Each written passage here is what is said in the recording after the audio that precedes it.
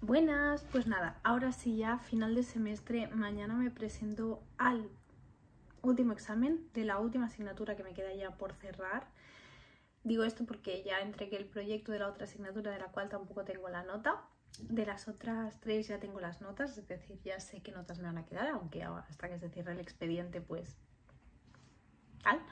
Pero bueno, he decidido venir hoy a contaros un poquito cómo he encarado yo el tema del estudio de este examen, que en realidad es una prueba de síntesis, y qué habría hecho diferente a día de hoy si volviera a empezar esta asignatura, ¿vale? Que es a la que yo más miedo le tenía ya desde el principio de semestre.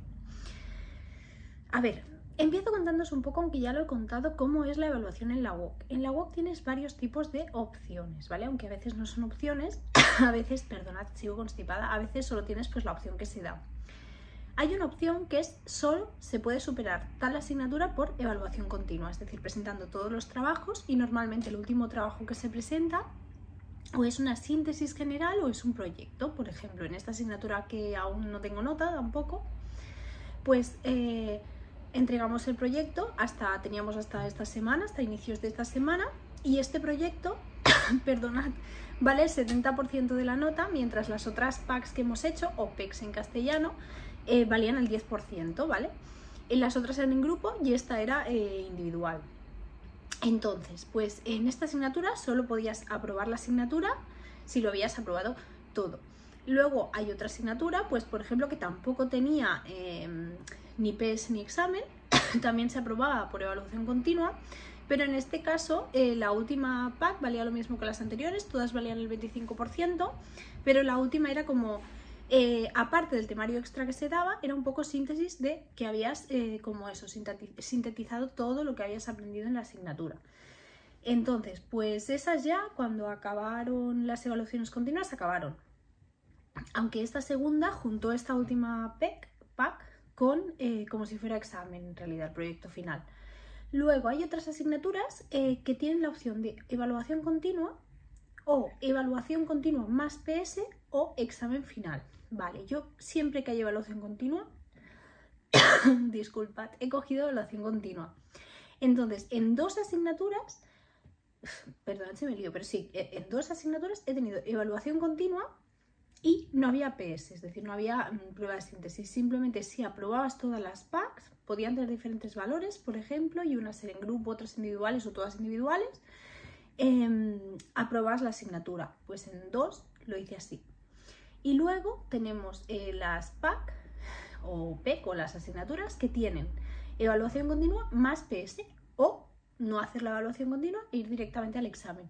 Es el caso de psicobiología. Yo en psicobiología me presento a la PS. ¿Por qué? Porque he hecho la evaluación continua, he aprobado la evaluación continua. Tienes que aprobar la evaluación continua.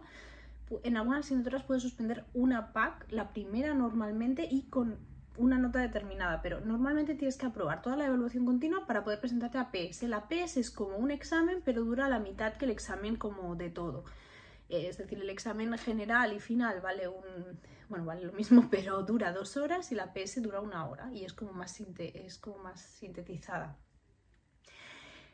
A ver, en psicobiología, yo voy mañana al examen y tengo mucho miedo. Tengo mucho miedo, ¿por qué? Porque yo psicobiología es una asignatura que le tenía mucho miedo porque, como os he contado desde el primer momento, yo vengo de humanidades, en donde no toqué nada, ni de ciencias, ni de estadística, nada. Yo no he hecho ciencias desde los 14 años y evidentemente no son estas ciencias. Es muchísimo temario, además te dan el tocho del que es el director del grado de psicología, que es Redolar, y te las arreglas con eso y bueno.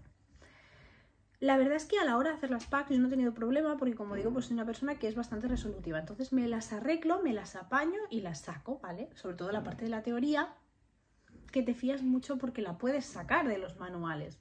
Entonces tú vas haciendo la teoría y vas aprendiendo a hacer la práctica, ¿vale? Entonces tú llegas a la PS, que es lo que me ha pasado a mí, y la práctica la dominas. Al menos yo la práctica la dominas genialmente porque, claro, la práctica has tenido que sacarla.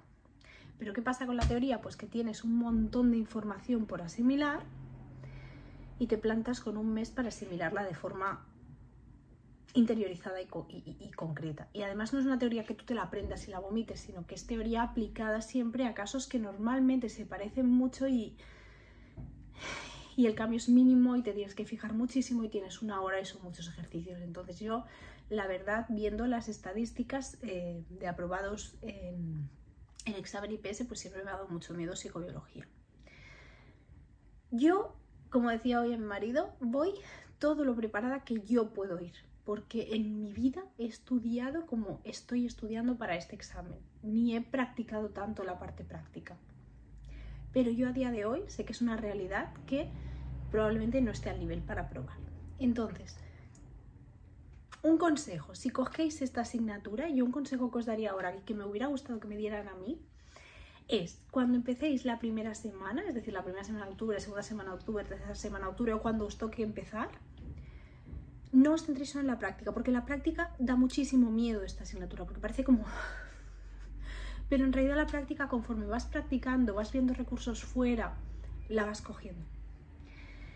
En cambio, la teoría, vas haciendo los ejercicios con el soporte del manual, los vas dejando atrás y cuando te presentas al APS o al examen te ves con una obra magna. Aquí no puedes tener recursos durante el examen, no es como en otras asignaturas que te permiten tener recursos, en esta no.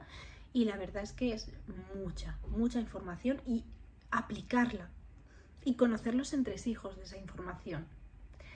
Yo lo que recomendaría a alguien que empezara ahora psicobiología en este semestre es, coges la primera semana y si son 6, ahora no sé decirte exactamente, pero si son 6, 8 capítulos de psicobiología de Redolar que entran, te los pones a leértelos y a subrayarlos cada semana, es decir, te los haces todos cada semana o cada 2 semanas.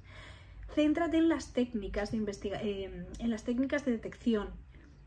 Bébételas, haz ejercicios o casos prácticos en los que tengas que jugar con estas técnicas, ver la adecuación de las técnicas, quédate con cada punto pequeñito, estúdiate bien las conductas, estúdiatelo bien todo, es decir, las mutaciones, cuándo se dan, por qué se dan, estúdiatelo bien, toda la teoría empieza ya a interiorizarla desde el primer día y así cuando llegues a la PS, o si vas al examen, pues al examen, pero si vas a la PS, ya verás que habrás dominado la teoría y la práctica.